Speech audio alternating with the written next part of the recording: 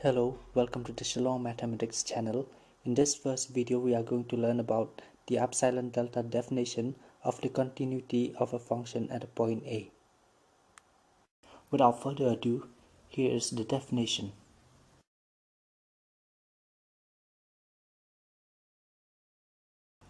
To completely understand the definition, first of all, we require four things. The first one is that we need a function. The second thing that we need is a point A, where we want to discuss the continuity of the function. The third thing is we have to understand the absolute value of x minus a. And the fourth thing that we require is we have to understand the absolute value of fx minus fa. We will understand all of these things by looking at the graph of a function. So I have this graph of function over here. This one is a function. The second thing that I say that you will need is a point A. This point is the point where you want to discuss the continuity of the function.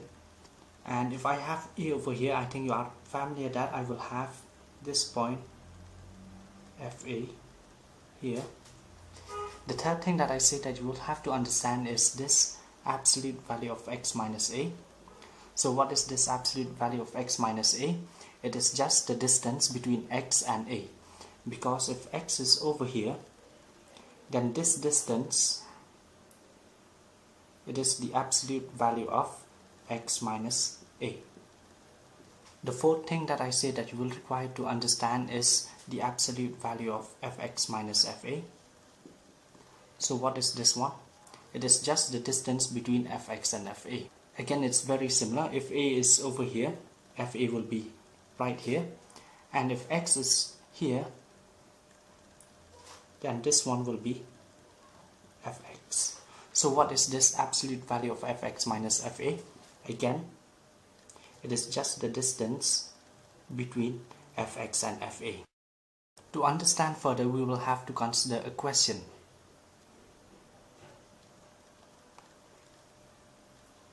Again, we will understand this one by looking at the graph of a function. So over here I have a function. A is the point on the x-axis, fa is the corresponding point on the y-axis. So we have to understand what absolute value of fx minus fa means for all x in the interval containing a. So over here also we will require an interval containing a. So let us just take this interval. So what is this one?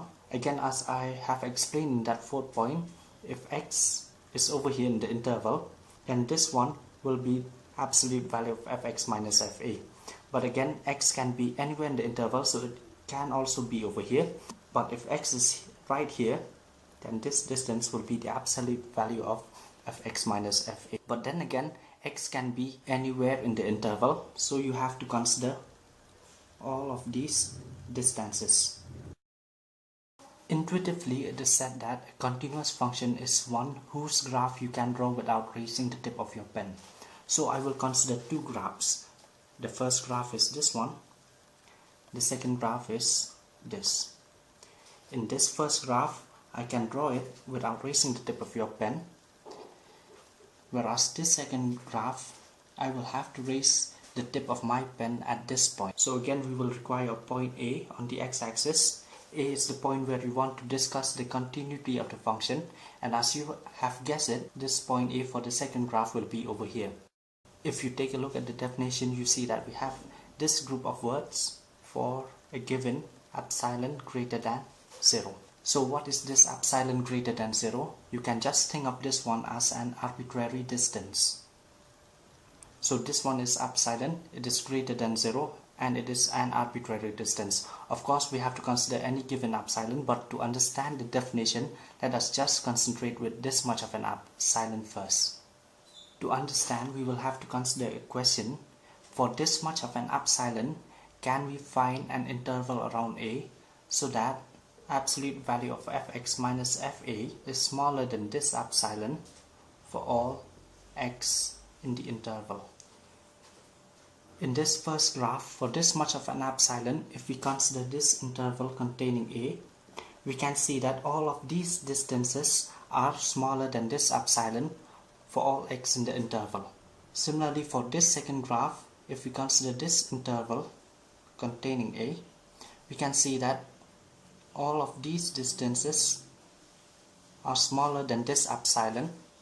So that is why, of course, for this much of an epsilon we can find an interval so that this one is smaller than epsilon for all x in the interval. But then again we have to consider all epsilon that are greater than 0. So we have two cases. Epsilon can be smaller than this, or epsilon can be bigger than this. But just take a look. If epsilon is bigger than this one, suppose epsilon is this much, then this same interval will work because all of these distances are smaller than this new epsilon over here. And similarly over here, this same interval will work because all of these distances are smaller than this epsilon. But again, we have to consider all epsilon that are greater than 0. So what if we reduce this epsilon? Suppose we have reduced this epsilon to this size.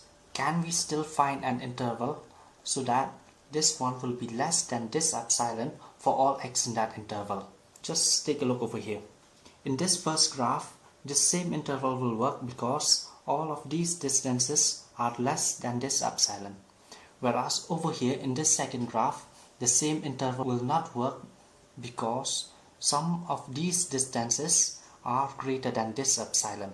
So we have to find a new interval if it is possible. What if we reduce the size of this interval in this second graph? Suppose we reduce the size of this interval to this much. But then again, as you can see, these distances are still greater than this epsilon, so we cannot find an interval. Even if we reduce the size of this interval, there will still be some distances which are greater than this epsilon.